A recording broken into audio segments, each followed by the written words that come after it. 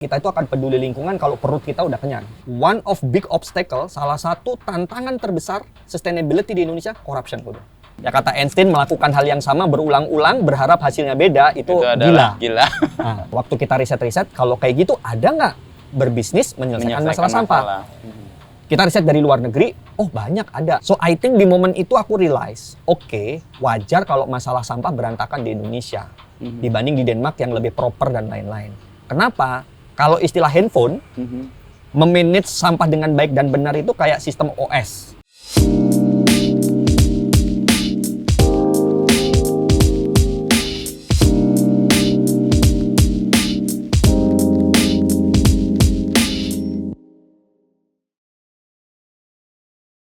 Kalau dalam posisi sekarang, karena perkembangannya kan banyak, itu gairah apa yang Sano lihat? Atau kecenderungan apa dari generasi ini yang punya intensitas tinggi untuk terlibat di hal-hal yang sampah selama ini orang nggak peduli ya? Aku rasa karena peran kawan-kawan yang bergerak di bidang lingkungan juga speak louder gitu ya, termasuk media gitu ya. Kayak kemarin kan lagi rame, kawan-kawan Sungai Watch mengumumkan Wings sebagai polluters gitu ya. Yang kayak gitu kan di dunia yang sekarang kan viral gitu ya. Peran Pandawara gitu, itu kan jutaan orang yang ngikutin mereka kan. Jadi anak-anak muda itu jadi aware, oh ada problem ya, ada isu ya gitu ya. Nah pada waktu mereka cari tahu, oh ada perusahaan yang buka, itu ngaruh juga mas menurutku. Gitu. Jadi I think media play also very important role lah untuk kemudian memberikan awareness gitu ya, situation landscape kepada anak-anak muda gitu. Makanya itu efeknya tadi, ketika mas. Buka intern, rame mas. Kalau compare di awal terus ke belakang ini bisa dijelaskan gimana? Ya, jadi dulu kan mungkin orang ngerasa kayak berkarir apaan sih di bidang bisnis persampahan. Dulu itu 2014? 2014 gitu ya. Ketika Waste for Change mulai. Tapi Waste for Change itu sejak tahun pertama memang sudah aku pernah ditanya sama wartawan ya, Mas Sano, kalau isu lingkungan beres nih, nggak ada masalah plastik dan lain-lain, Mas Sano mau apa? Gitu. Aku dengan cepat bilang, kayaknya aku mau menghibahkan waktuku, energiku untuk anak-anak muda gitu. Jadi aku ngerasa memberi ruang anak-anak muda ini penting untuk both side gitu ya. Kitanya selalu update situasi. Karena kita juga pengen menyelami pemikiran anak muda sekarang seperti apa gitu. Itu kenapa mau ngajar juga gitu salah satunya. Nah, jadi sejak awal Waste for Change itu memang kita sudah buka magang. Even magang generasi 1, sekarang levelnya udah satu level di bawah direksi di sini. Udah mimpin banyak orang gitu ya. Yang dia emang mau stay, mau berjuang bareng segala macam. Nah, itu udah 10 tahun kan berturut-turut gitu ya. Ya kita ngelihat trennya macam-macam lah ya. Apa yang digaungkan oleh banyak orang tentang Gen Z ada juga ya, tipikal Gen Z yang disenggol dikit kok kayaknya lembek gitu ya. Itu ada juga gitu ya. Tapi ada juga yang emang bener-bener mereka tough gitu ya. Biasanya yang tough itu anak-anak daerah biasanya. Biasanya ya. Perantau. Dan pada waktu di SMA dia udah sangat-sangat berprestasi, driven, result driven gitu ya. Yang ya ikutan lomba ini, lomba itu, apa-apa driven gitu ya. Yang kayak gitu-gitu itu pada waktu masuk ke sini, pace larinya beda banget mas. Beda banget. Meskipun generasi yang sama. Sama. Itu even kita bilang, wah ini anak emang hidup di planet lain nih gitu. Beda gitu ya. Etos kerja, logika, analytical dan lain. Dan dia cepet tuh karirnya tuh. Jadi sejak SMA, kuliah yang memang apa ya cukup punya driven gitu ya terhadap sesuatu itu bakal lebih bagus. Gitu. Tapi kalau ngomongin apa ya kelincahan dan segala macam mereka sangat bisa lah diajak tempur itu lincah bisa ya. Endurance yang kurang. Tapi agility masuk. Endurance-nya. Nah, endurance itu kan biasanya terkait dengan hal-hal yang mereka harapkan atau sesuatu yang membuat mereka mau berjuang terus kan? Betul. Tapi di sisi lain kalau kita lihat even dalam konteks endurance ini kadang-kadang ini mas kawan-kawan juga bilang tentang life work balance gitu ya. Kalau bagiku aku selalu bilang work is part of life. Itu bukan two separate thing. Nah, itu tinggal kapan porsinya aja lu atur ya, lu manage antara hidup dan pekerjaan. Betul. Jadi artinya if you have responsibility ya go for it gitu. Tapi kalau waktunya istirahat ya silakan aja. Tapi ada waktu di mana memang kita harus fight ya fight. Kayak gitulah seru sih menurutku. Tapi dalam posisi Sano sekarang kan tadi ngelihat 10 tahun dan lihat perkembangan generasi yang ternyata kalau magang awal itu peminatnya ya so-so lah. Tapi 5 tahun terakhir itu ratusan bahkan ribuan. Nah itu cermin apa, San? Ya banyak faktor ya. Yang pertama tentu waste watching di awal tahun dengan yang sekarang dulu tidak dikenal, sekarang lebih dikenal. Itu satu. Well known satu. Ya. Itu faktor ya. Dan bagaimana peran media meliput waste watching. Waste watching punya prestasi A, prestasi C, punya kerjasama. Itu membuat kita awareness tentang brand waste watching dan nama waste watching cukup lumayan. Yang kedua yang tadi sih, isu lingkungan itu sudah tidak bisa disembunyikan. Isu lingkungan itu visually udah mulai terlihat gitu. Polusi udara, sungai kotor, laut kotor, dan lain-lain gitu ya. Nah itu yang membuat anak-anak muda itu kemudian mungkin mencari tahu what can I do gitu ya. Nah pada waktu kayak gitu mungkin mereka bisa ketemu waste watching dengan berbagai channel yang tadi gitu ya. Nah, lalu mereka ingin berkontribusi, yang tadi konteksnya adalah aktualisasi diri ya. Ada yang emang benar-benar sudah sejak dari awal dia mendedikasikan pengen berkontribusi di bidang lingkungan. Jadi pilihan hidupnya, kuliahnya, dan segala macam gitu. Ada Mas, kenapa? Itu menurutku juga hasil kerja-kerja kawan-kawan non-profit, media segala macam yang terus memberitakan bahwasanya bumi ini butuh solusi lah ya. Jadi anak-anak muda ini akhirnya juga ada yang tertarik ke arah sana gitu ya. Aku nggak bisa bilang banyak karena kalau ngomongin 4.000 versus total anak muda kan jauh gitu ya. Tapi kalau dari ngomongin trennya, proven trennya ini naik gitu di kita. Kepedulian di lingkungan itu. Nah itu juga yang Sano alami ketika kemudian mengambil keputusan masuk ke West Fortune. Dulu kan kuliahnya teknik lingkungan betul. Bener. Nah itu kan memang ya bisa ke sini bisa ke yang lain, tapi kenapa ke sini? Benar-benar kalau aku tuh kan dari Banyuwangi Jawa Timur ya. Aku tuh lahir anak Pak Camat, ASN, PNS gitu ya. Dan privilege yang aku dapat adalah dapat pendidikan gitu ya. Dan ayahku itu setiap 3-5 tahun muter-muter tergantung dinasnya. Tapi di satu kabupaten yang sama, Banyuwangi. Penugasan di Banyuwangi, keliling. Tapi bisa di desa, yang kalau buka jendela itu sawah hamparan, sungai, dan segala macam gitu Mas. Dan hidup di tengah kotanya, di mana itu kemajuan lebih pesat gitu ya. Ada mobil, game watch, PlayStation, segala macam. So I think those two world, dunia itu, shaping myself today gitu. Jadi aku ngelihat bahwasanya aku tuh dulu waktu kecil emang bener-bener main ke sungai, terjun dari jembatan segala macam gitu ya. So the closeness to nature itu ada. Nempel gitu. ya. Di saat yang bersamaan melihat perkembangan dunia dan segala macam itu ya tidak bisa dihindari, itu sesuatu yang memang juga alamiah, kehidupan manusia akan selalu berkembang. Itu satu ya. Yang kedua, kakekku tuh pengusaha Mas. Jadi kayaknya aku juga terpatri bahwasanya jadi pengusaha itu menciptakan sesuatu yang tidak ada menjadi ada gitu ya. Nah terakhir pada waktu aku lulus SMA, zaman dulu nggak kayak sekarang, aku tuh nyari tahu kemana sih masa depanku, karena muslim sholat istikharoh. Kemudian setelah selesai sholat ke ruang keluarga nonton TV, ada berita sampah di Jakarta. Momennya pas banget. Itu I think that's the call for me, maksudnya that's the sign, itu lo petunjuknya ya. Buka-buka buku panduan kuliah, ada mata kuliah persampahan di teknik lingkungan di ITB. Ya udah, bismillahirrahmanirrahim. So sejak itu hidupku uplek-uplek di persampahan. Jadi sejak memilih kuliah itu driven by panggilan jiwa lah kalau aku sebut gitu ya. Dan kemudian dapat pertandanya. Betul. Jadi aku konsisten ngikutin aja di situ. Sampai di titik sekarang. Ini kayak ceritain nih, gue baru baca lagi The Alchemist. Itu kan perjalanan juga dia dituntun oleh pertanda-pertanda yang kemudian mewujudkan mimpinya. Tapi kan menuju ke situ kan lo nggak langsung dapet kan. Dan lo harus menemukan sesuatu untuk kemudian memulai dan akhirnya bersportnya. Kalau menjadi wujud yang sekarang tentu berproses ya. Tetapi roadnya, jalannya itu ya ditunjukkan pada saat berdoa itu. Bahwasanya akan jadi generation Indonesia atau waste fortune, aku nggak tahu. Taunya adalah aku pengen mengatasi masalah sampah. Itu aja. Dengan cara belajar di kuliah. Nah pada waktu belajar di kuliah mulai terpapar kan, berorganisasi, campaign, ikut NGO, ikut aktivitas ini, ikut seminar ini kan wawasannya terbuka gitu ya. Nah akhirnya pada waktu mau lulus kuliah ada momentum refleksi kedua. Jadi oke, Sano mau kemana nih gitu. Nah refleksiku tuh simpel waktu itu, aku merefleksi diriku memang senang berwirausaha, menciptakan sesuatu yang tidak ada menjadi ada. DNA kakek nih. DNA kakek. Karena waktu di kampus itu aku dikenal palugada. Apa lu mau, gua ada. Modalku yellow page Mas.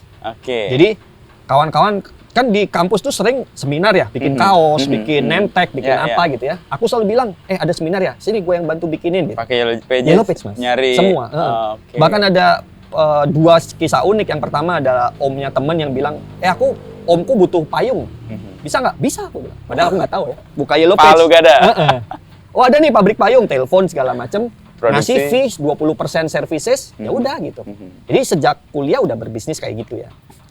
Nah, momen kedua yang karena sudah berpendidikan di bidang lingkungan, drive untuk menyelesaikan masalah sampah itu terus muncul gitu. Nah, aku ingin mengkombinasikan keinginanku menyelesaikan masalah sampah dengan minatku berwirausaha. Nah, disitulah lahir sebenarnya Generation Indonesia namanya. Dan karena dari faktor kuliah juga kan ada ilmu yang namanya pembangunan berkelanjutan. Berkelanjutan itu ada 3 faktor gitu ya. Lingkungan, sosial, ekonomi. Tiga-tiganya ini gitu ya. Sudah, Generation Indonesia basis thinkingnya dari 3 faktor ini. Gitu. Dimulailah Mas, bikin Generation Indonesia. Karena waktu mahasiswa nggak bisa minta modal ke orang tua segala macam gitu ya. Pengen jadi pengusaha gitu. Ya udah dengan apa yang kita punya. Dulu kita sebut diri kita seperti pengrajin proposal. Jadi bikin event. Didanai, disponsori segala macamnya gitu. Ya udah. Dan akhirnya Generation punya nama. Aku inget banget salah satu event kita yang cukup masif namanya Balad Kuring. Bantuin Balad Kuring, teman saya. Wah, ini kisah buat kawan-kawan muda lainnya ya. Menurutku di Indonesia tuh secara global, bukan hanya kamu bisa apa, tapi kamu kenal siapa, itu important juga ya. Kamu kenal siapa dalam konteks yang baik. Jadi waktu bikin Generation, aku bilang ke dosen, Bu, aku tuh pengen bikin Generation, sebuah organisasi yang mau menyelesaikan masalah lingkungan, bla bla bla bla bla. Wah, ketemu aja semua suamiku gitu. Ternyata suaminya kepala Badan Lingkungan Hidup Jawa Barat. Nah, jadi use your close network, dosen, paman, om dan lain-lain gitu ya. Nah, dari situ karir Generation ini berkembang. Betul. Nah, ketemu beliau, kita bilang visi kita begini, kita mau bikin gini. Wah, keren ini. Ayo ketemu Pak Dede Yusuf. Waktu itu beliau wakil gubernur. Nah, pitching di Pak Dede Yusuf, diskusi. Wah, ini keren banget nih. Ayo kita eksekusi gitu. Nah, di bahasa Jawa Barat kanlah menjadi Balad Kuring gitu programnya. Car Free Day pertama di Jawa Barat itu penggagasnya kami nih. Karena waktu itu kita cari topik segala macam. Nah, dari sana nama Generation muncul di media. Berulang-ulang, akhirnya dapat kepercayaan dan segala macam ya. Termasuk memulai bikin bisnis reusable bag, tas supaya nggak pakai kantong plastik dan lain-lain. Nah, dari situ perputaran kita udah lumayan waktu itu miliaran segala macam. Nah, keinginan bikin ngurusin sampah masih muncul gitu. Aku bilang sama kawan-kawan, boleh nggak nih duit kita yang berputar di perusahaan ini kita bikin bisnis ngurusin sampah. Make our hand dirty langsung ngurusin sampah. Gitu. Nah, kawan-kawan setuju, bikinlah unit bisnis waste management service waktu itu. Dari Generation tadi ya? Nah, dari Generation. Itulah cikal bakal waste for change sebenarnya. Dari sana kemudian ya udah lahir waste for change. Itu dan ini adalah klien pertama? Betul, klien pertama. Betul. Apa yang dilakukan Waste for Change di sini sebagai institusi untuk men-solve problem di sini? Nah, waktu Generation mau bikin Waste for Change, aku namanya udah tahu banget aku pengen apa. Sampah untuk perubahan gitu ya. Jadi aku udah di buku itu udah aku tulis Waste for Change gitu. Nah, pada waktu kita mau bikin sebuah business unit, kita do research. Ini juga second learning ya, do the research properly gitu. Kita lakuin research, ternyata Mas, bisnis sampah itu dari dulu sudah ada. Tetapi mainnya di level trading dan recycling. Jual beli besi bekas, jual beli kardus, jual beli plastik, dan udah puluhan tahun. But the big question, kenapa masalah sampah kok nggak selesai-selesai? Ternyata berbisnis dari sampah beda banget dengan berbisnis menyelesaikan masalah sampah. That's two different thing. Nah, waktu kita riset-riset, kalau kayak gitu ada nggak berbisnis menyelesaikan masalah sampah? Kita riset dari luar negeri, banyak ada namanya waste management services, jasa pelayanan pengolahan sampah. Banyak kan di luar negeri udah pada IPO, WM.com dan lain-lain. Di Indonesia ada namanya Eko Bali Recycling. Ya udah, aku ke Bali ketemu sama foundersnya, Paula sama Pak Ketut segala macam. Gue bilang, ini keren karena kalian menyelesaikan masalah sampah. Sejak dari awal harus dipilah, kemudian disortir, diolah segala macam supaya tidak berakhir ke TPA. Ini harus difotokopi di kota-kota lain di Indonesia. Boleh nggak kita memfotokopi, terus kita bayar royalti. Terus mereka jawab, wah kita nggak paham royalti, tapi dari dulu kita tertarik keluar dari Bali, maksudnya membuka yang lain. Kita sepakat bikin bareng yuk, sepakat piring bareng, lahirlah Wish for Change, Mas. Nah jadi Wish for Change itu dimulai tidak dari nol, tetapi bekerja sama dengan Eko Bali. Yang sudah proven ada, proven gitu ya. Bikin joint operation, dan akhirnya bikin joint venture. Nah ceritanya kita di Vida Bekasi, Eko Bali ini ditelepon nama manajemen di sini, direksi. Kita ini sebelah TPA Bantar Gebang, cuman 2-3 kilo dari sini. Kalau anginnya ke sini, baunya lumayan ke sini gitu. Perumahan ini pengen tidak menambah-nambah masalah ke sana. Bisa nggak menyelesaikan masalah sampah di sini? Nelponnya ke Eko Bali. Nah karena Eko Bali udah sign nama kita, semua operation non Bali itu bareng sama kita. Nah aku di-sign ketemu sama direksi di sini. Direksi yang nelpon yang Bali tadi, Pak Ketut tadi. Betul. Jadi akhirnya project pertama kita di sini bikin master plan. Visinya pengembang gimana? Intinya tidak menambah buangan sampah ke TPA. Betul. Nah, akhirnya udah jadi master plan-nya, bikinlah operationnya. Nah, 14 November 2014 itu hari pertama kita ngangkut sampah. Gitu. Ya fasilitasnya di sebelah sana. Nanti kita mampir. Ya. Nah, proses untuk kemudian berjalan, dan ini kan kayak ngikutin mimpi atau keinginan atau panggilan lah kalau tadi Sano menyebutkan. Kan 10 tahun tuh bukan waktu yang pendek. Betul. Dan ada fase-fase di mana pasti lo ngerasa, ini nggak sesuai dengan yang gue harapkan. Apa yang gue temui kok berbeda sama sekali. Itu momen-momen itu gimana, Sano? I think momen-momen itu aku akan bisa bilang ya, it's a process to make us grow. Yang kedua, to make us become more adult menurutku ya, pribadiku ya. Pendewasaan juga. Ya, karena memang hidup ini tidak selalu sesuai dengan ekspektasi kita, bayangan kita dan lain-lain. The reality yang memang tidak bisa kita ubah menjadi energi untuk mengubah diri kita. Dulu aku anger person terhadap situasi lingkungan. Kayak kok gini-gini amat sih masalah lingkungan. Penuh kemarahan. Betul gitu. Padahal di ilmunya bisa diselesaikan. Benchmarknya banyak. Negara-negara bisa ngatasin masalah sampah. Kok kita nggak bisa gitu. Ada momen aku dapat pengalaman ke Denmark. Ya, belajar sekitar 14 hari di sana. Aku ngelihat negara ini kok menarik ya Mas. Satu, kalau kita mau naik kereta, itu nggak ada gate-nya untuk tap kartu, dan nggak ada satpamnya sama sekali, security. Orang tertib. Iya Mas. Disiplin. Terus, nggak, poinnya yang aku aneh, kok beli tiket? Nggak ada yang ngawasin tapi beli tiket. Jadi aku nanya ke kawanku di Denmark ini, ini kita beli tiket padahal nggak ada yang ngawasin segala macam. Kawanku yang di Denmark juga heran loh. Ya emang harus beli tiket dong. Kok kamu nanya yang aneh gitu? Aku melihat dia aneh, si orang Denmark melihat aku aneh gitu. Dia bilang, ya memang harus beli tiket dong gitu. Kan memang harus seperti ini gitu. Memang akan ada yang ngecek random, tapi sangat jarang sekali. Tapi kalau ketemu, fine-nya bakal tinggi. Persis. That's number one. Number two, aku ngelihat di sana sekolah gratis. Sore-sore itu ada bapak-bapak bawa anaknya di stroller dan lain-lain segala macam gitu ya. That makes me a lot of question di kepalaku gitu ya. Terus aku nanya, sebenarnya Denmark ini gimana? Ternyata sejarah demokrasi mereka udah cukup panjang gitu ya. Terus kemudian mereka udah cukup mature sekali. Dan yang paling penting trust level antara masyarakat ke pemerintah ke masyarakat cukup tinggi. Waktu aku compare gitu ya Indonesia sama Denmark, corruption levelnya itu beda lah. GDP juga beda segala macam ya. Bayar pajak mereka berani 50% dan segala macam. So I think di momen itu aku realize, wajar kalau masalah sampah berantakan di Indonesia dibanding di Denmark yang lebih proper dan lain-lain. Kenapa? Kalau istilah handphone, memanage sampah dengan baik dan benar itu kayak sistem OS. Ya.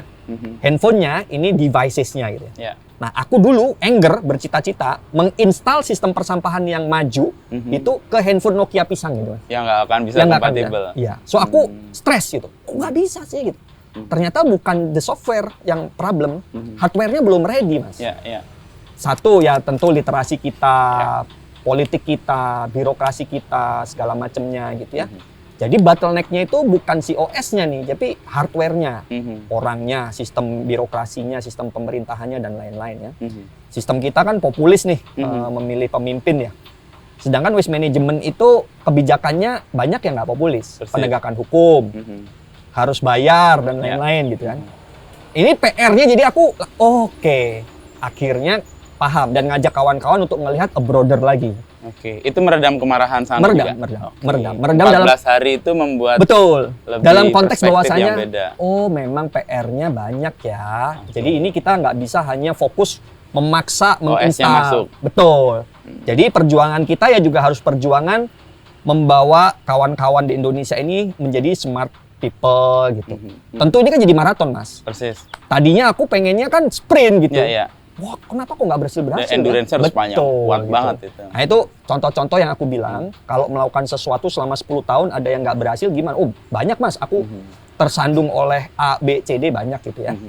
Tetapi at the end itu kayak orang main game. Kita yang gamers pasti tahu. Kalau kita game over, penasaran pasti pengen mulai lagi dan kill the bosses gitu ya. Mirip, Mas. Aku di Super Sampahan itu kalau dihajar oleh sebuah masalah dan lain-lain, gemes. Bukan give up, tapi gemes gitu. Bahwasanya ada capek manusiawi ya. Aku capek. Ada marah manusiawi, aku bisa marah gitu. Tetapi tadi kalau understanding-nya baik, membuat kita lebih dewasa. Persis. Menurutku ya. Jadi berhenti bukan karena capek, karena belum selesai tujuan yang mau diraih. Betul. Wah, itu menarik lah. Iya. Dan Sano kan melihat problem yang besar setelah tadi kan anger-nya turun ya, kemarahannya turun karena melihat ternyata hardware-nya atau ekosistemnya nih yang perlu juga dibenahi. Betul. Nah, kalau melihat segala hal yang Sano jalani 10 tahun, apa yang paling penting atau urutannya lah, mana yang harus dibenahi dulu supaya kita bisa menyelesaikan persoalan sampah Ini menarik, Mas. Setelah aku amati, kita kembali ke circle of control. Circle of control. Ya. Kalau kita selalu berupaya untuk mengubah sesuatu yang we cannot control, itu kita exhausted dan stress. Jadinya fokus kita adalah change us. Generation needs to change the strategy. Ya, kata Einstein, melakukan hal yang sama berulang-ulang berharap hasilnya beda itu gila. Nah, jadi kita reflect. Oke, kalau kita nggak bisa change kebijakan, nggak bisa change ini segala macamnya, I think the way we fight needs to be changed. Makanya generation transformasi, Waste for Change juga sedang transformasi gitu ya. Jadi yang kita bisa ubah diri kita, decision kita. Apa yang bisa kita lakukan. Pendekatannya juga. Betul. Jadi kalau ngomongin priority ya tentu priority bisnis model kita dulu deh yang harus di-adjust. Kalau situasinya kayak gini paling cocok apa yang dilakukan ya. Ya, masuk bisnis model di sampah tuh maksudnya gimana, San? Begini, Mas. Di Indonesia ini nggak ada law enforcement terkait persampahan. Bukan hanya persampahan, di lingkungan lah masih lemah sekali.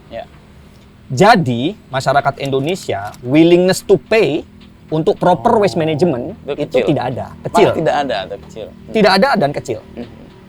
Kenapa? Karena dia pagi-pagi bisa bawa sampahnya dari rumah, naik motor sambil kerja, buang kemanapun tuh, for free. So itu kan sesuatu yang sangat sulit ya kalau misalkan kita mau ubah gitu. Jadi yang harus dilakukan adalah how we can create a solution yang fit into a current situation and current market. Kalau mereka nggak mau bayar, bisa nggak kita serve them tanpa bayar tapi bisnis kita tetap untung? Itu a very big challenge and puzzle to solve. Gitu.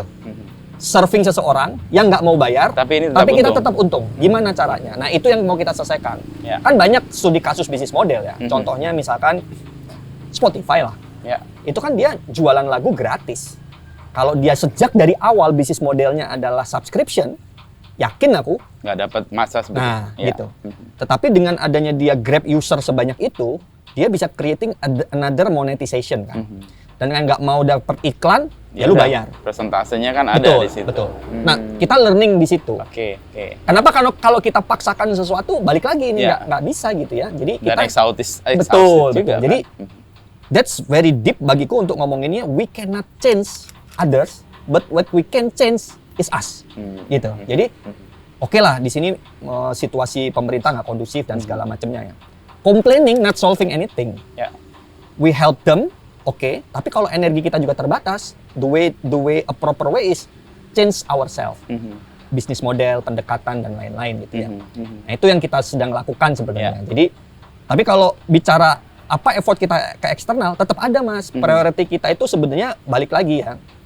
Bekerja sama dengan kawan-kawan media yang punya channel untuk speak louder itu penting. Karena ngaruh kok gitu ya. Yang kedua adalah help the government to create a better policy. Karena kalau mau structural change, nggak bisa kita tidak bekerja dengan pemerintah. Nggak bisa. Jadi kita harus bekerja dengan pemerintah. Jadi Makanya saya melihat pemerintah itu bagian dari ekosistem. Yang kalau mereka berbuat salah, kita bantuin, diingetin, dan segala macamnya. Lalu kemudian kalau mereka bagus, kita dorong menjadi lebih bagus gitu. Karena kalau kita udah punya hate, itu I think malah kontraproduktif ya, menurutku ya. Karena semua perannya masing-masing ada di situ kan? Betul. Betul bahwasanya, karena kan pemerintah itu sebenarnya kalau bisa dibilang not the person, Mas. Personnya kan bisa gonta-ganti kan? But the system, right? Gitu. Jadi bagiku ya, bekerja dengan pemerintah itu, ya tadi kalau mereka salah, wajib kita pukul kok. Wajib kok kita ingetin gitu. Rasul bilang, bagus, dorong lagi supaya dorong lagi kok gitu ya. Tinggal kan cara mukulnya, seninya nih, cara mukulnya gitu kan. Dan semua orang punya peran masing-masing. Yang memang perannya pukul keras, go for it gitu. Aku tidak pernah bilang bahwasanya itu hal yang jelek. Itu punya perannya masing-masing gitu. Karena ada yang soft, silakan gitu ya. Ada yang masuk ke dalam, silakan. Selama tidak tergoda, kamu kuat gitu, ayo gitu loh. Yang bahaya kan masuk ke dalam, kamu malah ikut bagian dalam gitu, betul gitu. Dan itu the biggest challenge tuh di sana gitu. Itu memang di sana. Makanya aku sih sangat punya harapan dan ekspektasi perjuangan. Kita memang harus menguasai ruang-ruang government. Jadi yang masuk menjadi DPR RI, yang masuk menjadi pemerintah eksekutif, itu harus orang-orang yang punya concern, kepedulian, punya hati. Karena pada waktu kita benci politik, kita benci pemerintah, padahal kamu sebenarnya punya kompetensi dan bagus, sayang banget. Gitu. Akhirnya pemerintahnya nggak berubah-berubah ya, gitu-gitu lagi gitu ya.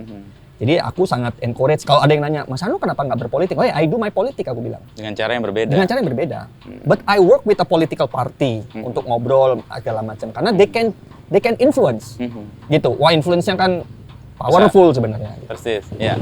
Jadi media dilibatkan, pemerintah dikritik ketika dia berbuat kesalahan dan benar didorong. Nah, ada satu ide yang kita waktu itu obrolin sana ya, 10-10-10. Itu kan kita ngobrol lalu merasa bahwa ini kayaknya perlu deh ada support yang lebih besar, gotong royong, panjang waktunya dengan goals yang di-set bersama. Itu gimana? Ya, itu bagian dari refleksi tadi. Refleksi bahwasannya kita perlu berubah, kita selalu perlu mengevaluasi ya. Jadi, orang yang punya solusi untuk mengatasi masalah lingkungan, itu banyak, Mas. Yang punya solusi mengatasi lingkungan itu banyak banget, Mas. Mulai dari solusi praktis, teknologi, program, dan lain-lain. Itu banyak? Banyak, Mas. Yang mau berjuang... Even di Indonesia? Di Indonesia. Yang mau berjuang, banyak, Mas. Yang mau berjuang. Mau mengedukasi, mau mengadvokasi, mau melakukan riset, berinovasi, itu banyak, Mas. Yang kurang itu resources-nya. Karena resources selalu, secara alamiah, dia berpihak kepada business as usual. Resources maksudnya dana? Pendanaan. Ini identik dengan padanan katanya climate financing gap. Jadi diskusi secara global, para pemimpin global. Ada gap di situ. Betul. Kalau kita mau mengubah dunia ini menjadi lebih baik, there is a huge climate financing gap. Ya, kenapa? Karena butuh investment, butuh resources dan segala macam. Sayangnya, capital yang berputar di dunia maupun di Indonesia banyaknya lebih memilih ke lagi-lagi profitability, profit first. Itu tidak bisa dideny, tetapi realitanya kayak gitu. Nah, makanya muncul juga padanan kata dari climate financing gap ini, kemudian muncul solusi yang disebut dengan blended financing, dana keroyokan, dana campuran, gotong royong. Yang pertama dana pemerintah itu sendiri, APBN, APBD. Nah ini yang menurutku menarik ya. Aku ngomong dengan seorang pakar, dia bilang, dana untuk lingkungan kok kecil ya? Oh, secara pandangmu salah. Spending Indonesia itu 3.000-an triliun. Kalau spendingnya diletakkan kepada yang pro lingkungan, artinya keberpihakannya udah pro ke lingkungan. Jangan dianggap punya budget 3.000, oke 150 untuk lingkungan. Yang lainnya business as usual. Enggak, seharusnya cara kita menjalankan negara ini, cara kita menjalankan pemerintahan dan ekonomi, harusnya pro ke lingkungan. Budget beli furniture, kan ada. Tiap tahun pasti ada. The question is, lu beli furniture yang pro lingkungan, atau lu tidak? Kan sebenarnya nggak usah dikotak-kotakan kan, Mas? Jadi budget 3.000 kesadaran itu yang membentuk dia untuk kemudian mengeksekusi. Budget energi, kan spending kita energi tiap tahun ada dong di dalam 3.000. Energi yang bersih atau betul. Energi yang bersih atau tidak? Tapi seakan-akan dikotakkan, ini ada budget 3.000 untuk lingkungan sekian. Yang ini balik lagi ke bisnis as usual gitu. Oh, itu membuka mata loh bagiku. Budget bener juga ya. Sebenarnya ini perihal decision aja. Decision lo mau mengarah kemana duit yang lo punya. Gitu. Itu satu ya. Nah, karena kemudian ada istilah blended finance ini, menurutku anggaran pemerintah pasti akan mendorong ke arah yang lingkungan. Private sector bisnisnya harus pro lingkungan. Filantropi menuju ke sana. Development fund, walaupun Trump lagi mengunci USAID dan lain-lain, tapi ini geger lah ya. Ini development fund kehilangan power yang cukup signifikan. Ada terakhir yang menurutku untapped potential, yaitu dana publik. Jadi masyarakat sendiri itu sebenarnya punya kekuatan. Perputaran ekonomi Indonesia gede banget. Sumbangsih kita kepada isu lingkungan itu juga masih sangat kecil sekali, gitu ya. Jadi kalau kamu sulit diminta untuk ngompos, diminta untuk gaya hidup ramah lingkungan, boleh nggak kamu donasi aja deh gitu, supaya itu hal yang paling mudah harusnya. Betul, donasi supaya ini membiayai kawan-kawan pejuang lingkungan, gitu. Jadi idenya seperti itu. Muncullah gagasan Green Fund Digital Filantropi, mengajak 10 juta orang selama 10 tahun ke depan, nyumbang 10.000 tiap bulan. Itu akan jadi yang sangat gede kalau berhasil. Jadi kita pengen ngajak banyak pihak gitu ya, untuk yuk keroyokan yuk gitu. Kenapa? Nunggu pemerintah, lah sekarang aja dipotong-potong anggarannya, gimana kan nggak bisa kan? Jadi mari kita berdikari dengan itu gitu ya. Dan ini sedang dibahas sama kawan-kawan, dikeroyok lah ya. Oke, gimana nih caranya seperti apa, kayak gimana gitu. Karena ini berhasil, modal paling penting trust. Kalau kita tidak trusted, udah sulit sekali. Dan sayangnya Indonesia ini udah dikhianati berulang-ulang sama yang kayak gini-ginian gitu. Jadi ini PR berat kita gitu. Makanya aku pengen ngajak kawan-kawan yang memang pejuang anti korupsi, good governance dan lain-lain di belakang ini Mas, untuk jagain gitu ya. Karena kita udah cedera sebelumnya cukup banyak dengan kasus-kasus yang lebih sulit lah ya. Crowdfunding yang bermasalah gitu ya. Nah, jadi ya ini ikhtiar yang kita mau dorong karena kalau berhasil akan terjadi perputaran 1,2 triliun per tahun. Karena 10.000 kali 10 juta kali 12. Itu 1,2 triliun per tahun, Mas. Anggaran KLHK, Mas, sekarang itu cuman 800-an triliun. Ngurusin negara. Cuman separuhnya. Ya, ngurusin negara ya. Dan itu kepotong sama gaji pegawai aja udah sekian persen. Nah, kalau ada 1,2 triliun dana publik, kita salurkan dengan tepat sasaran. Masalahnya kalau pemerintah kadang-kadang mereka lebih rigid ya. Yang bisa dapat itu justru organisasi yang lebih mapan. Sedangkan pejuang-pejuang yang baru tumbuh tunasnya, nah itu nggak dapat tuh Mas. Padahal mereka yang membutuhkan. Betul. Nah itu yang sebenarnya kita pengen nyasar tuh. Pejuang-pejuang yang dia konsisten datang ke sungai dan segala macam itu. Itu ceritanya. Nah hitungan 10 tahun, 10.000 dan 10. Kenapa 10? Kenapa 10? 10 tahun itu kita baca riset dari UNEP. Kalau 10 tahun ke depan kita tidak melakukan perubahan signifikan, kita masuk ke irreversible condition. Nggak bisa kondisi yang tidak bisa dibenahi lagi. So it's wake up calling. Guys, ini krusial nih 10 tahun ke depan. Let's do something significant. 10 juta orang, kenapa 10 juta orang? Ada artikel yang bilang untuk melakukan perubahan kita butuh 3,5% populasi untuk melakukan perubahan. 3,5%-nya Indonesia ini mendekati 10 juta. Yang dari 280 juta ya. Betul. Nah, yang terakhir, kenapa 10.000? Menurut kami, kawan-kawan yang menggunakan program donasi ini, barrier to entry-nya itu 100.000 ke atas. Jadi limited bagi orang-orang yang punyanya lebih kecil dibanding itu. Nah 10.000 itu even anak SMA pun bisa ikutan Mas. Jadi entry barrier-nya kita turunkan. Supaya keterlibatannya makin 10.000 tiap bulan. Karena kalau ini jadi, bayangin akan ada 10 juta orang yang bercita-cita ingin mengatasi masalah lingkungan yang sama. Dan mereka nggak cuma ngomong, mereka mau donasi 10.000. Dan kekuatan ini ada dua. Social capitalnya, si 10 juta orangnya, sama financial capitalnya, si 10.000 tiap bulannya. So this combining both, itu powerful banget. Itu ceritanya. Tapi hambatan untuk menuju ke situ, apa aja yang sekarang sudah dipetakan? Karena kan ini sebuah ide. Aku beli idenya nih, artinya, oh ini keren nih. Cuman kan persoalan yang kemudian muncul tadi, Sano menyebut ada beban kekecewaan publik terhadap pola-pola seperti itu satu.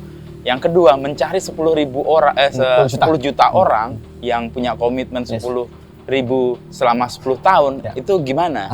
Proses tahapan menuju ke situ. Jadi PR pertama kita adalah build the foundation. Artinya membangun pondasinya. Mimpi besar itu kalau kita bangun gedung yang sangat besar, pondasinya perlu kuat Mas. Jadi kita juga nggak bisa buru-buru gitu ya. Jadi kita lagi bangun pondasi.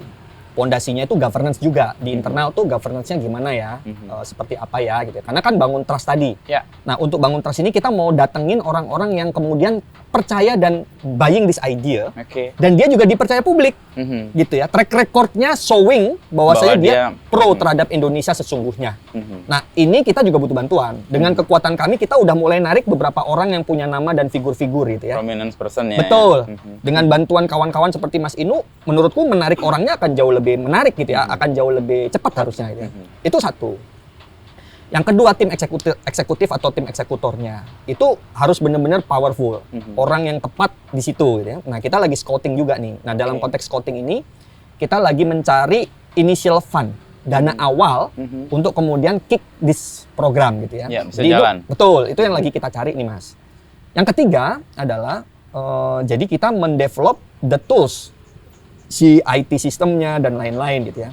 Dan gimana cara mencari 10 juta? Ada 3 caranya. Cara yang pertama, mau tidak mau, sama kayak no viral no justice, menurut kami, untuk menjadi movement, it should be a viral. Caranya gimana? Kita harus merangkul kawan-kawan yang punya influence, menurut kami. Media, sosial media, segala macamnya. We need to work with them. We need to convince them that this is something that very important for all of us. Yeah. Itu strategi nomor 1. Strategi nomor 2, itu gamification. Jadi tim IT-nya itu harus kayak permainan ya. Jadi orangnya jadi interest gitu. Misalkan ini. Ayo kamu sumbang 10.000. Nah, kalau udah sumbang 10.000, kamu dapat badge misalkan. Badge pemula misalkan. Ya. Pertanyaan challenge berikutnya. Ajak 10 temanmu. Dan kamu akan dapat badge berikutnya. Nah. Jadi kan berarti yang tadi dia bayar 10.000, sekarang dia ngajak 10 temannya kan. Setelah itu challenge berikutnya. Lakukan 10 aktivitas pro lingkungan. Naik sepeda, apa. Jadi kita bikin gamification, Mas. Yang terakhir, itu kita mau nggak mau dari hasil riset, kawan-kawan kita di WWF, UNICEF, Greenpeace, dan lain-lain, yang juga melakukan public donation, itu hampir 80% ke atas, goal rate-nya karena face-to-face donation, yang biasanya di tempat umum yang punya waktu 5 menit. Ternyata teman-teman di Indonesia itu lebih trust human touch. Mau ikut mendukung nggak gitu. Sedangkan kita movement-nya tadi baik kata digital, right? Kenapa sih kok kita digital? Karena 24 hours bisa diakses. Kalau yang face-to-face donation itu cuma jam kerja, Mas, 8 jam. Ya. Dan ini tidak berbatas waktu. Orang dari luar negeri juga bisa. Bisa ikut terlibat. Nah, strategi ketiga, kita mau bikin face-to-face donation beda style. Beda stylenya gini. Kan tadi statement awalnya banyak pegiat lingkungan di Indonesia. Sudah banyak ya. Resources-nya juga banyak. Dan mereka kekurangan resources. Maka yang kita ingin menjadi face-to-face donation justru para si aktivis-aktivisnya ini, gitu ya. Yang sering datang ke sekolah-sekolah segala macamnya. Mereka lah yang kita harapkan mengajak orang-orang untuk mau menyumbang 10.000. Nah, di dalam konteks mereka berhasil, kita akan ngasih fee education ke mereka. Let's say 30% dari hasil yang kamu hasilkan bisa dapat kamu miliki. Karena kita kan harus spread, Mas. Kalau enggak bisa gitu. Jadi 3 strategi ini yang sedang kita kembangkan. Oke. Dan prosesnya karena ini pondasi ya, pasti masih belum kelihatan. Ya, senyap masih ya. Di dalam. Belum terbentuk dan nah, ide ini kalau diwujudkan menurut Sano itu apa yang kemudian bisa tersolve segera? Ya, yang bisa tersolve segera adalah ketidakhadiran pemerintah mendukung pejuang-pejuang lingkungan untuk mengimplementasikan ide-idenya. Mereka kan banyak keluhan-keluhan merasa tidak dirangkul. Mereka juga berharap untuk idenya propose ke government dibiayain, tapi government very limited resources juga. Terus kemudian prioritasnya kan nggak ke sana gitu ya. Jadi banyak, kok gue berjuang sendiri ya, kok gue, nah itu yang kita solve pertama, Mas. Karena kita kayak teman-teman itu sudah tahu mau kemana, sudah tahu caranya, sudah kadang-kadang bahkan punya kendaraannya. Ya nggak ada uang bensinnya nih, gitu. Jadinya pergerakannya itu pergerakan voluntarily yang tidak bisa sustain. Nah, sekali kelar betul, gitu ya. Betul. Karena nggak ada jaminan bahwa dia akan bisa jalan lagi. Nah, makanya dengan adanya sistem ini, itu kita bisa mendukung itu. Yang kedua, bayangin, Mas, di dalam movement ini ada 10 juta orang. Ini bisa menjadi corong kita untuk melakukan perubahan di seluruh kota kabupaten. Kita bisa ngomong, guys, yuk kita awasi kebijakan kota kabupaten. 10 juta bisa kita bless. Coba cek dana sampah di kota kamu berapa persen. Gitu. So you can imagine dengan kekuatan ini, kita punya satu, social capital, sama finding capital gitu. 2 ini penting banget gitu. Dan menurutku ini yang menjadi kayak upaya-upaya ini menjadi sustain juga kan. Betul. Dan menariknya di semua dunia development, fun attract fun. Jadi kalau misalkan kita bilang, gue punya program mau mengatasi sungai di sini, dan gue udah punya $1 juta, 15 miliar. Lo mau ikutan nggak? Itu lebih mudah, Mas, dibandingkan we zero, terus kita bilang itu lebih sulit gitu. Kan ada istilah matching fund, segala macam gitu ya. Jadi menurutku duit 1,2 T itu akan attract another gitu. Kita bisa datang ke foundation yang lain, bareng ini yuk gitu. Gitu. Tapi dalam konteks yang lebih luas, tadi kan Sano melihat ada beberapa pihak ya, pemerintah satu hal, lalu enterprises, foundation atau lembaga yayasan dan sebagainya. Sekarang juga lagi ada persoalan ya. Kita kan punya rencana yang panjang, tapi dalam perjalanan itu kan sering terganggu tuh. Kan kayak kita tergopoh-gopoh, kayak ditabok dan sebagainya. Nah, Sano membuat dirimu teguh, berprinsip, tetap jalan ke sana meskipun di tengah jalan sering goyah, jatuh dan sebagainya apa? I think karena yang tadi panggilan jiwa ya, Mas ya.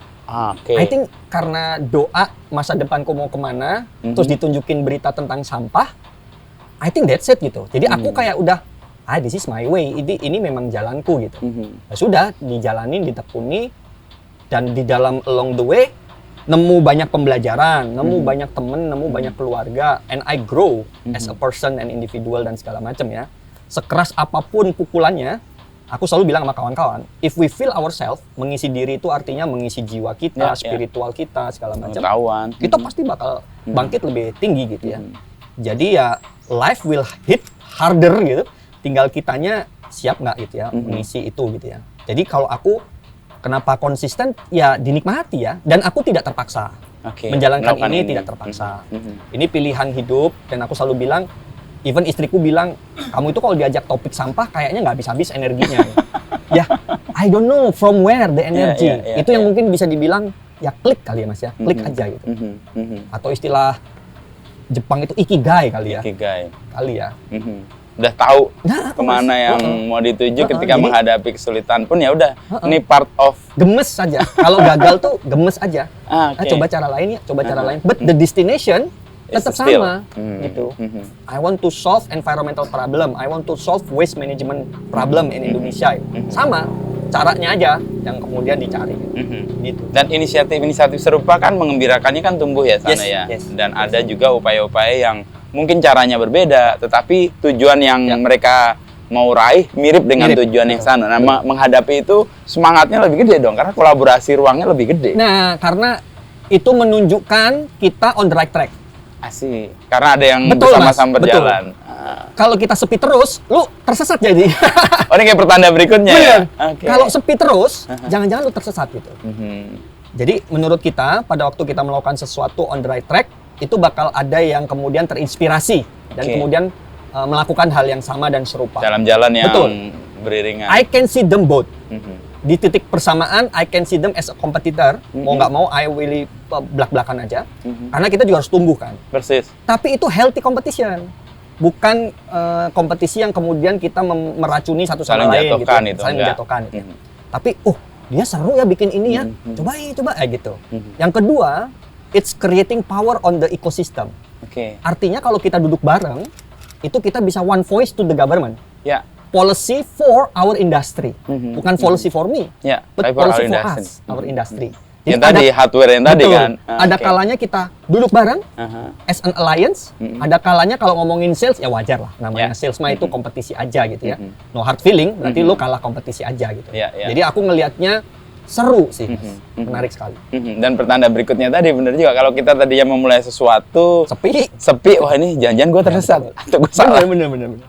Dan proses untuk kemudian mendapatkan keyakinan bahwa ini ekosistem yang terbentuk, dan kemudian tadi kan OS-nya mau dimasukkan, seberapa yakin Sano melihat bahwa ekosistem ini akan berubah dalam berapa waktu juga? Wah, itu pertanyaan yang cukup berat ya. Aku jadinya kan lebih ke tadi mengubah internal ya. Ya, persis. Nah, itu yang paling betul, itu paling yang paling benar ya, mengubah internal, adaptable, kemudian adjust dan lain-lain segala macam, and smarter gitu ya, learning dan segala macam. Dan di saat yang bersamaan, aku jadi teringat quote yang sering disampaikan sama Agim gitu ya. mulai dari diri sendiri, mulai dari sekarang, mulai dari kecil. Nah, versiku Mas, aku lengkapin nih. Karena menurutku ini bagus, tapi dan ada perlu dilengkapi. Ya. Mulai dari diri sendiri. Nah, kalau dari aku itu mulai tentukan targetnya. Ya, dan mulai dari kecil. Nah, jadi mulai tentukan targetnya. Mulai dari berani berpikir besar dan mulai dari langkah kecil. Nah, Indonesia ini kita itu terjebak sama sangkar Indonesia ini negara yang kaya, Indonesia ini negara yang besar. Padahal dibandingkan global world, we are nothing gitu. 280 versus 8.000, 8 miliar orang kan. Jadi orang Indonesia itu seringnya kita dikerdilkan untuk udahlah, kamu mimpi jangan gede-gede. Gitu, kita Mas. ini kaya raya, kita ini negara besar. Menguasai Indonesia aja udah kaya kok gitu ya. Itu membuat kita jadi tidak berani untuk menjadi global player gitu ya. So, berani berpikir besar menurutku ini sesuatu yang kita perlu suarakan ke anak-anak muda. Dan harus mau mulai dari kecil. Langkah kecil. Agak kontradiktif. Betul. Tapi itu harus dilakukan. Ya, komplit nih. Berani menentukan targetnya dan berani mulai dari sekarang, tidak menunda-nunda. So, you need to have a goal kan. Kapan nih? Kapan? Kalau enggak ya nggak bisa. Gitu. Bahwasanya itu molor, evaluate right gitu. Tapi lu harus berani menentukan targetnya. Yang terakhir, berani mulai dari diri sendiri dan berani mengajak orang lain. Nah, ini nih menurutku penting dalam konteks kita memperjuangkan ini semua ya. Akhirnya kalau kita bicara ekosistem, pertama mulai dari diri sendiri dulu, gitu kan? Dan berani mulai mengajak orang lain, including government. Gitu. Persis.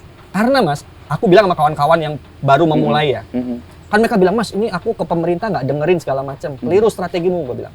Strategi terbaik adalah kamu berkarya, kamu keren, kamu famous, dikenal media, bahkan dikenal luar negeri, pemerintah yang datang.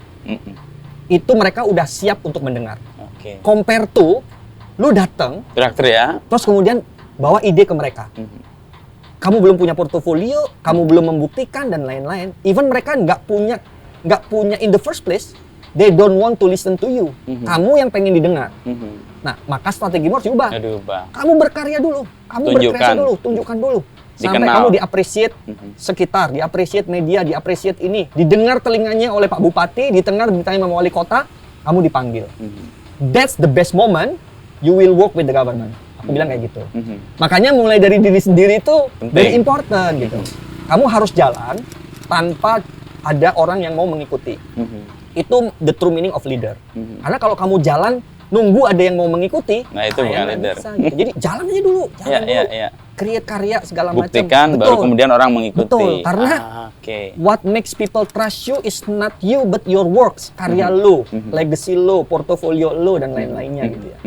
Jadi menurutku 3M inilah yang kemudian kita akan mencoba ekosistem ya. We want to change the ecosystem, but yang tadi start from ourselves, start berpikir besar gitu. Loh, kita berani berpikir 10 itu itu pikiran besar banget. Gitu kan. Berani kan? Dan kita mulai dari langkah kecil, Mas. Gitu, langkah kecil. Dan itu stepstone pondasinya mulai kekumpul, stepstone pondasinya segala macamnya gitu ya. Karena kalau nggak berani berpikir besar, we never attract big people. Big people always attracted to big ideas, big thinking, big innovation gitu ya. Kalau nggak bisa gitu. Nah, jadi itu yang kami lakukan. Gitu ya. Pertama tadi kan berpikir besar mulai dengan langkah kecil. Yang kedua tadi tentukan targetnya mulai dari sekarang. Yang ketiga jalan dari sendiri, ajak orang lain. Ini juga yang membuat Sano kayaknya punya endurance yang panjang. Karena dalam mempraktekkan itu kan akhirnya ketemu pihak-pihak lain. Betul. Kan? Karena aku pikir memang kita itu perlu punya yang tadi ya, adult itu artinya there is a time lu berpikir panjang, there is a time lu ngomong hari ini gitu. Ya tinggal tarik ulur nih. Kalau enggak ya tadi gitu ya. Dan the true meaning untuk kita benar-benar klik in our life ya ketemu apa yang pengen kamu lakukan sih. Tanpa perlu motivasi luar, itu akan otomatis jalan ya. You will have persis. Prosesnya tapi menemukan itu kan nggak ketika itu kan. Tapi beda-beda. Ada prosesku, aku bisa bilang prosesku cukup mudah ya. Dalam arti lulus SMA, berdoa, dikasih dapet TV. Tanda TV, terus lalu konsisten bacaan aja gitu. Ada orang yang perjalanannya mungkin harus dibanting dulu apa-apa. So I think ya sudah ada jalannya lah Mas ya. Dan aku bilang ke kawan-kawan, ya sering perbanyak nonton, baca buku gitu ya. Ketemu orang. Karena inspirasi bisa datang dari mana saja. Yang kemudian klik gitu. Kepekaan kita sendiri yang melihat itu apakah menjadi pendorong atau juga penghalang ya. Kalau isu-isu yang besar nih kan dunia sedang dalam posisi yang nggak asik nih. Untuk isu-isu climate change, itu sustainability, juga isu lingkungan lah secara besar. Sano melihat itu gimana? Menurutku itu aksi reaksi ya Mas, karena gini. Aksi reaksi. Ya, seperti tadi aku bilang ya, dunia ini terdiri dari ya 3M-nya Agim, kalau dilengkapi dengan 3M yang tadi aku kasih kan jadi komplit ya. Karena wujudnya dunia ini kan ya memang yin dan yang. Ya ada positif, negatif, ada malaikat, ada setan dan lain-lainnya ya. Jadi pergeseran antara yang sangat-sangat destruktif sama kebaikan itu akan terus geser-geseran aja, tarik menarik gitu ya. Sampai ketemu titik equilibrium yang tepat gitu. Nggak akan ada kebaikan kalau kemudian tidak ada kejahatan dan lain-lain. Nggak akan ada sustainability kalau kemudian kita nggak ada contoh-contoh kerusakan lingkungan dan lain-lain gitu ya. Nah kalau aku lihat ini aksi reaksi tadi. Betul, perjuangan. Pada waktu rusaknya udah sangat parah, mau nggak mau akan mendorong orang untuk kemudian melakukan aksinya dan segala macamnya gitu. Karena bahkan ada sebuah grafik yang menunjukkan kita itu akan peduli lingkungan kalau perut kita udah kenyang. Artinya memang secara normal ekonomi dulu kita udah pada titik tertentu, baru kemudian kita lebih peduli gitu ya. Apakah kemudian kita bisa men-challenge itu? Harus. Nggak kemudian satu fenomena dan satu teori kita berpaku bahwa itu yang paling benar.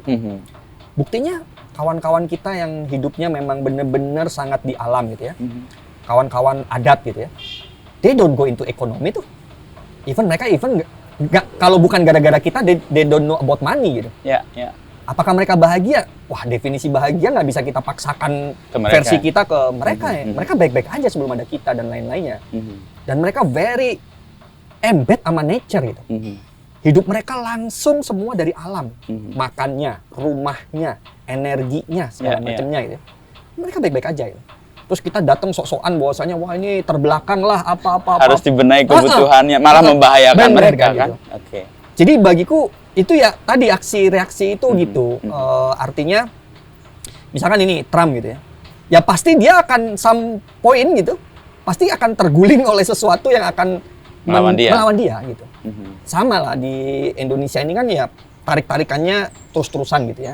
Akan seperti apa dan kayak gimana. Dan kita juga nggak akan berdiam diri. Yang menarik adalah memang kawan-kawan yang biasanya berbuat baik ini menurutku pribadi bisa jadi salah. Lebih agak sulit untuk kemudian duduk bersama. Kenapa? Karena mereka memang punya bisa jadi perjuangannya memang kalau di lingkungan, perjuangannya di lingkungan. Padahal aku udah sebutkan tadi ya, menginstal isu sampah itu layaknya menginstal software ke hardware yang tepat. Artinya pejuang lingkungan tidak boleh tidak juga berjuang untuk demokrasi, pendidikan dan lain-lain. Benar, nggak bisa. Akhirnya aku sama istriku dan kawan-kawan bikin sekolah sendiri karena kita ingin give the best education for our kids dan lain-lain. Karena kita mau komplain sama pendidikan Indonesia, nggak bisa juga. Nggak punya kekuatan. Punya kekuatannya bikin sekolah sendiri, ya udah bikin sekolah sendiri for our kids. Tapi ternyata mulai dari diri sendiri dan mengajak orang lain tuh membuat itu leader sebenarnya. Nah, ditengok orang, jadi referensi, jadi case study, orang juga ngikutin dan lain-lain segala macam gitu ya.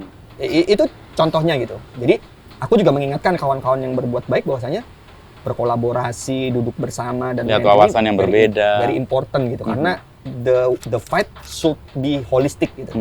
Satu isu related to another issues. Gitu. Jadi kita perlu aware.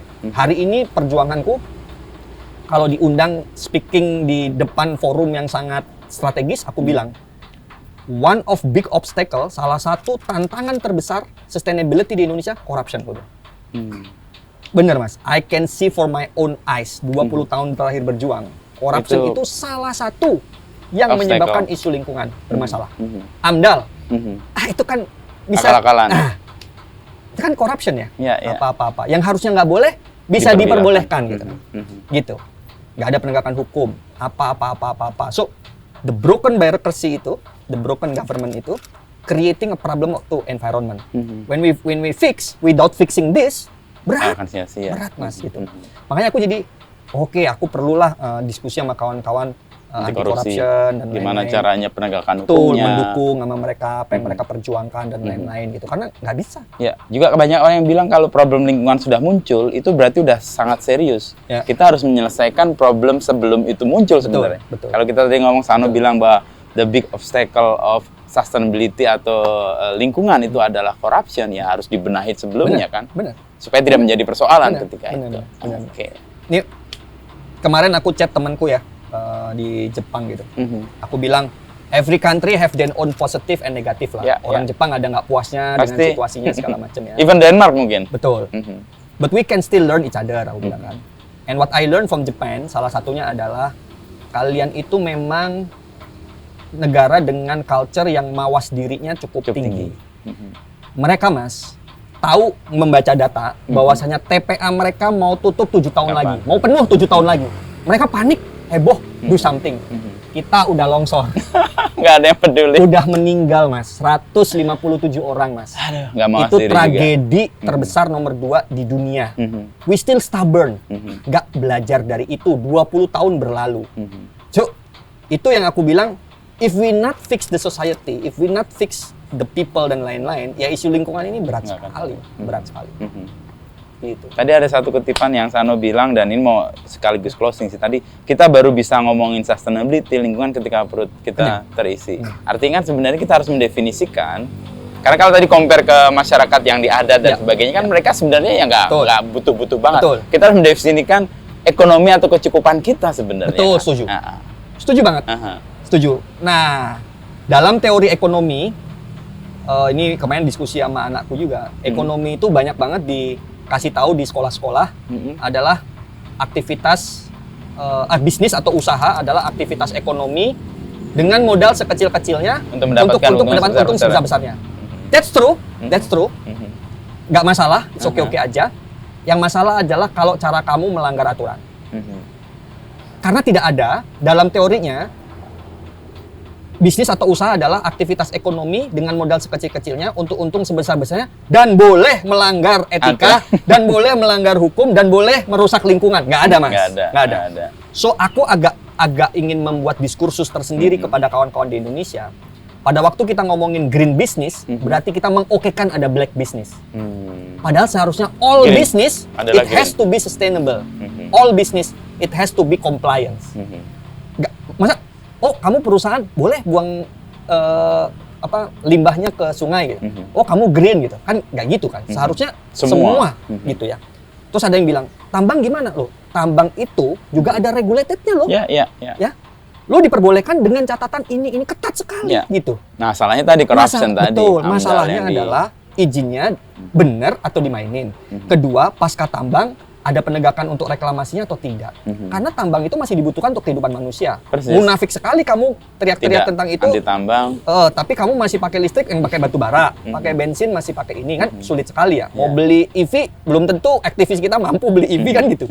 Jadi poinnya tambang itu sebenarnya diperbolehkan dengan kriteria-kriteria yang sangat ketat sekali. Tapi gara-gara tadi corruption jadi masalah kan. So I think kenapa green business atau green product dianggap mahal gara-gara kita mengallow yang lainnya untuk nggak comply. Jadi mereka bisa kalau semua comply kan sebenarnya nggak ada yang mahal. Iya, sama. Mahal itu adalah sepatu emas sama persis speknya dibandingkan ini lebih itu mahal. Ini spek dari awalnya udah beda, Mas. Yang green dengan yang itu tidak speknya green. udah beda. Ya. Prosesnya udah beda. Memperlakukan pekerjaannya berbeda. Beda, semuanya udah beda. So it's different to product. Lo nggak bisa bilang bahwa green product itu lebih mahal. No. It's different product. Ini yang terlalu murah. Ini yang kemudian ngaco gitu. Karena dia melanggar semua aturan yang secara bertanggung jawab mereka bisa harus penuhi kan. Di Jakarta ada 170 pengangkut sampah. Yang punya izin kira-kira mungkin 40-an. Oh iya. Iya, Mas. Harganya yang punya izin sama yang nggak punya izin beda dong. Oke. Mereka malam-malam ngangkut sampah, kan nggak ada yang ngawasin, nggak ada penegakan hukum. Ya udah, di mana nggak ada yang tahu juga, Mas. Jadi harga waste management selalu dianggap mahal. Gue bilang, no, harga waste management bukan mahal. Harga waste management itu compliance. Yang lain yang ngaco gitu. Lo nggak bisa compare gitu. Jadinya pengusaha-pengusaha yang benar jadi kesulitan di ekosistem yang nggak fair. Ya. Kalau ekosistemnya fair, semua wajib dong melakukan itu. AMDA maka harganya wajib, sama, ya. izin wajib, ini wajib, semua wajib. Harga nggak bisa, harga hanya bisa karena inovasi, bukan karena melanggar sesuatu kan gitu. Persis, dia mengakali dengan Betul. pelanggaran-pelanggaran Jadi itu. ini aku mau menjawab, green product bukan mahal. Green product memang sudah supposed to be harganya Harga seperti itu. Yang lainnya itu yang kemudian cek. Jangan-jangan melanggar aturan ketenaga kerjaan, jangan-jangan melanggar pajak, jangan-jangan melanggar isu lingkungan dan lain-lainnya gitu. Padahal di dalam teori bisnis nggak ada tuh. Untung segede-gedenya dari dengan boleh modal melanggar hukum sekecil-kecilnya. dan nggak ada gitu. Jadi aku sebenarnya pengen mengajak kawan-kawan untuk ya every business it has to be comply. Itu ya comply dalam apa? Ya sosial, agama, hukum lingkungan, semuanya comply aja. Karena kalau comply maka kompetisinya menjadi sangat sama ya. Gitu. Dan nggak ada lagi pernyataan bahwa produk yang green itu lebih mahal. Enggak. Bahkan nggak perlu ada kata green. Iya, produk. Every product aja udah. Every product should be comply. Iya, gitu. Kita sendiri sebagai pegiat lingkungan yang kemudian mengkooptasi atau membuat mempersempit gitu. Seharusnya perjuangan kita every business itself it has to be comply. Mau ngomong green juga terlalu inilah karena harusnya ya ketenaga kerjaan harus peduli sama. Ini peduli. Jadi gitu. Persis tadi Sano melihat juga soal pembagian belanja daerah tadi kan. Nggak kecil kalau semua punya kesadaran misalnya beli furniture, beli alat, beli apa yang secara lingkungan oke. Dan terakhir di bidang lingkungan ini memang harus policy driven, Mas. Policy driven. Karena market driven nggak akan pernah ketemu. Sudah naluriahnya manusia mencari yang paling murah. Makanya harus didorong dengan aturan penegakan hukum. Mas. Sudah ibu-ibu itu dikasih yang namanya produk A sama B. Beda 1000 aja dia geser. Beda 1000, pilih yang 1000. Dia don't check tapi ini dampaknya peduli lingkungan atau tidak. No, it's about price. Maka kalau kita mau ngomongin sustainability, law enforcement tidak diperjuangkan. Law enforcement itu bagian tak terpisahkan gitu ya. Jadi harus di-enforce aja. Semua pabrik, semua ini gitu. Batas minimalnya harus ditemui ditentukan. Ya, makanya juga dengan posisi ini kita juga ngerasa nggak bisa memusuhi siapapun sebenarnya. Karena kita akan terlibat dengan banyak kepentingan, dengan banyak institusi untuk sama-sama memperjuangkan tadi hardware-nya untuk sistemnya dimasuk. Even aku kalau ditanya, Mas Sano ngomongnya idealis banget nih, belum tentu aku bisa tracking ini benangnya dari mana, bayangin ya. Kalau standarnya udah sama pemerintah govern and enforce, ya masyarakat nggak perlu ngecek dulu nih dari mana ya segala macam itu susah banget, Mas. Susah. Thank you Sano. Sama-sama, Mas. Udah 1 jam kita ngobrol dan kayaknya ada hal-hal yang harus kita lakukan yang lain supaya tadi mimpinya besar tapi tindakan kecil harus dilakukan. Terus tadi yang kedua apa tadi Sano? Berani berpikir besar. Mulai dari langkah kecil. Tentukan target. Mulai hari sekarang, ini. Jangan ditunda. Mulai dari diri sendiri. Dan libatkan orang lain. Mudah-mudahan banyak orang terajak untuk kemudian bisa punya ruang yang lebih luas untuk berjuang. Thank you Sano ya. Thank you Mas. ITB tahun berapa lulus dulu? 2006. 2006. Berarti tahun depan udah 20 tahun perjuangan.